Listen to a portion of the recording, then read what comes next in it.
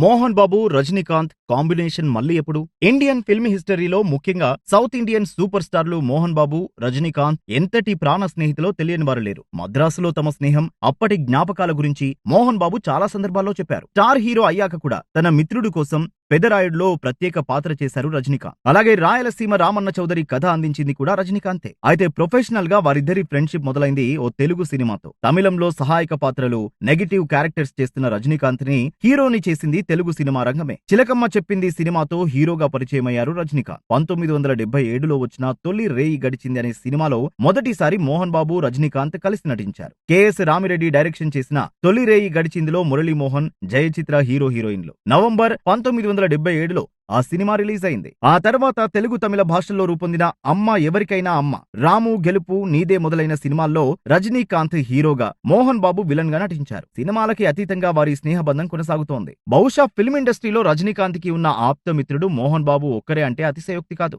Rajinikanth, Mohan Babu combination కోసం cinema అభిమానులే కాదు, రజనీకాంత్ కూడా ఎదురు చూస్తున్నారని చెప్పాలి. రానున్న రజనీకాంత్ క్రేజీ ప్రాజెక్టులో మోహన్ బాబుని ఓ ఇంపార్టెంట్ క్యారెక్టర్ కి అడిగారని వార్తలు వినబడుతున్నాయి. అందులో నిజాలు త్వరలోనే తెలుస్తాయి.